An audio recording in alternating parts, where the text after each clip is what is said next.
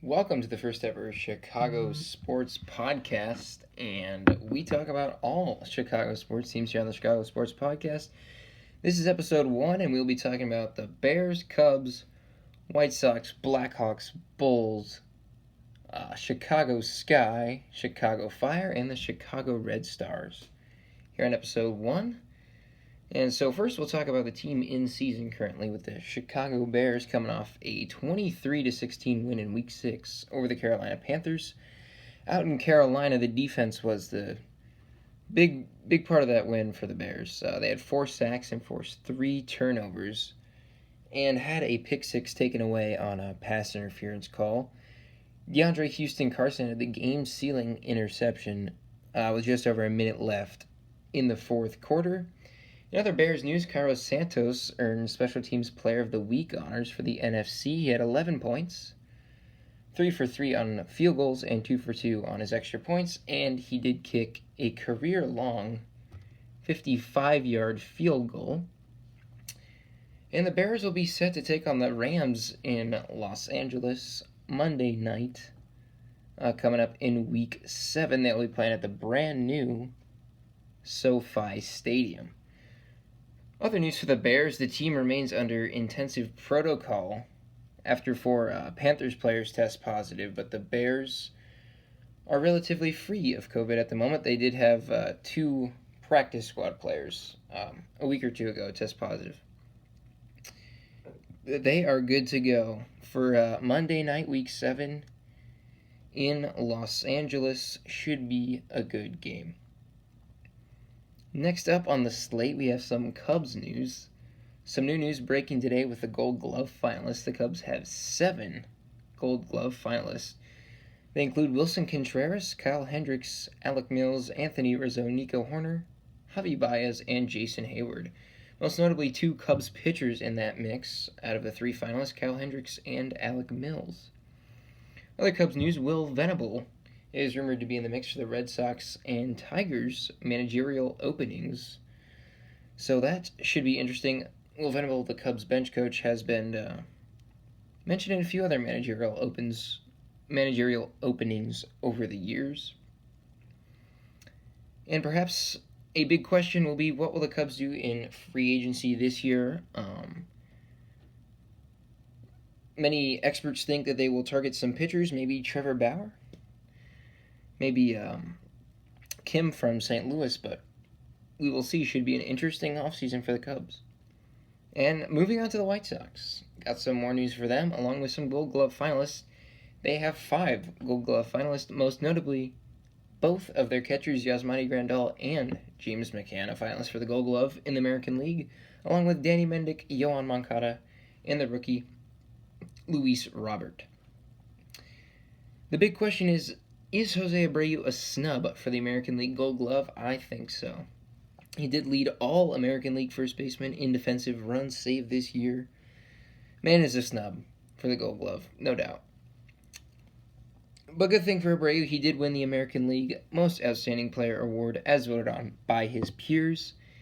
He joins Frank Thomas in 1994 and Jermaine Dye in 2006 as the only other White Sox players to win the honor.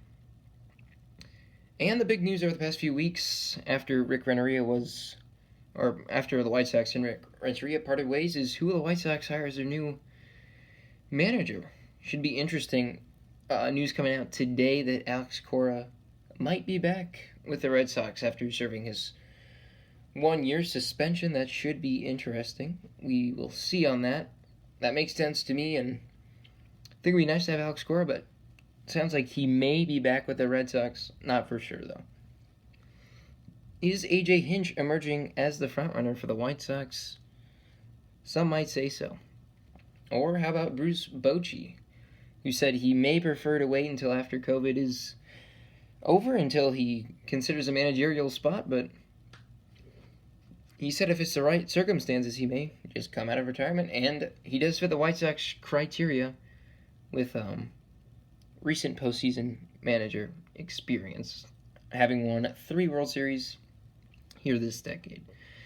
Another big name recently is Tony La Russa. Is he the right fit for the White Sox? He just won a World Series with the Cardinals in 2011, but he is he has just turned 76. A lot of people think he might be a good manager with his ties to Jerry Reinsdorf and the Chicago White Sox, but is he a little out of the managing groove? And the last manager that I would like to discuss is A.J. Pierzynski. He said he is very interested in the job, but will the White Sox be interested in him? It will be fun to see with that White Sox managerial search where they go. Moving on to the Chicago Blackhawks, Stan Bowman announced yesterday that they are officially in rebuild mode. This is a very interesting thing. A lot of Blackhawks fans have not been very happy with Stan Bowman over these past few years, and probably not too happy with this move either. But the notable move so far this offseason is obviously not re-signing Corey Crawford, who signed with the Devils on a 2-year contract. And of course the Brandon Saad trade. Traded to the Avalanche for Nikita Zakharov, which I think is a good move. Brandon Saad now been traded from the Blackhawks twice. Don't know how he feels about that, but I feel like it's a pretty good move. So the big question is, what is next for the Blackhawks in their rebuild? Will Kane or Taves ever leave Chicago? Should be interesting to see. I don't personally think that they will, but you never know. So for the Blackhawks, really hoping that they have a good rebuild here, but it'll be interesting to see. And a very enticing Chicago team now, the Chicago Bulls. They have the 4th pick in the upcoming NBA draft. Who will they draft? Of course, many people think that Denny Avdija will fall to the Bulls, or will they pick Obi Toppin? Or even will LaMelo Ball be there at the 4th spot? A lot of people do not think so. We have new news today that the Warriors were apparently blown away by their workout with Denny Avdija today. Sorry, hard to pronounce that name, but he is the top-ranked international prospect, known to be a high IQ player, strong pick and roll player, great ball handler, but needs to work on his shot a little bit. So we will see. Now, if the Warriors do not, or if they do pick Denny, it will be interesting to see who falls to the Bulls. It could be James Wiseman, or it could be LaMelo Ball. It will be interesting to see. And now for the Chicago Sky, of course, they just wrapped up their season not too long ago. Not too much new news on the Chicago Sky. We'll just recap their last season. They finished with the top record in the Eastern Conference at 12-10, good enough for the 6th seed in the WNBA playoffs. And of course, we know that the first round was just best of 1, and they were eliminated by the Connecticut Sun in a 94-81 loss. So hopefully this guy can build on their first place finish in the Eastern Conference moving on to next year.